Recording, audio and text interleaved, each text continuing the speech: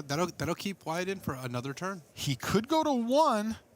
Yeah, he could either put him to 1 or just play out a few more creatures. He's going to put him to 1. Wyatt Darby has to find an answer for that Thopter this draw step, or we are done here. On March 27th, 2017, Wizards of the Coast gave players an early preview of the soon-to-be-released Amonkhet expansion ahead of spoiler season. We were able to get a special first look at the upcoming promos and Planeswalkers featured, giving us an idea of what the Amonkhet block would soon bring us. Among all of the cards revealed, the top finisher game day promo was by far the most discussed: Glorybringer. Glorybringer is a 4/4 flying dragon with haste for 2 red mana and 3 generic. When it attacks, you may exert Glorybringer to deal 4 damage to target non-dragon creature an opponent controls, which causes Glorybringer to not untap during your next untap step. Although similar in design to standard All-Stars of the past, Stormbreath Dragon and Thundermaw Hellkite, Glorybringer was a fresh design of a hasty 5-mana dragon with the new set mechanic attached to it, allowing for new strategies for red decks alike.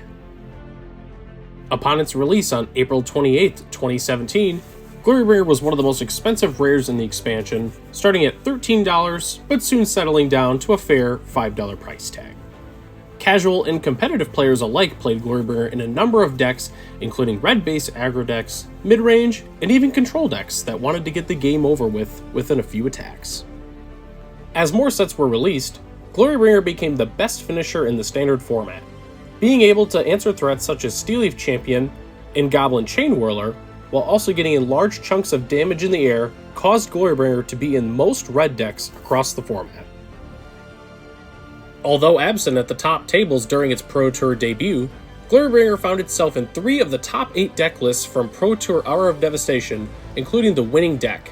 Featured exclusively in the sideboard, Glorybringer was a great creature to bring in against other aggro decks when the mono-red deck wanted to turn into a mid-range deck to answer the opponent's threats while also being able to rule the skies. At Pro Tour Ixalan, Glorybringer was thrust into the spotlight, being one of the best finishers in the best deck of the format, Temur Energy. Although not producing energy itself, Glorybringer was just that good. Having a large hasty threat in the air proved valuable, as it was in 3 of the top 8 lists. Glorybringer continued its dominance through Standard, winning 4 of the possible 6 Standard Pro Tours, even though many cards from the mono-red deck, like Ramunap Ruins and Rampaging Frostodon, were banned to help balance the deck.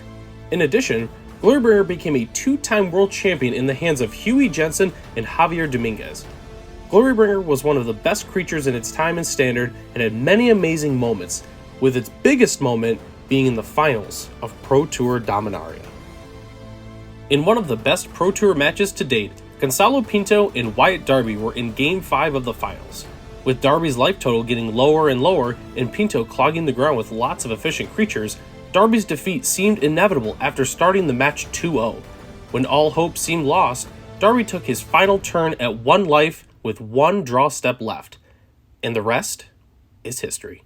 He's going to put him to 1. Wyatt Darby has to find an answer for that Thopter this draw step, or we are done here.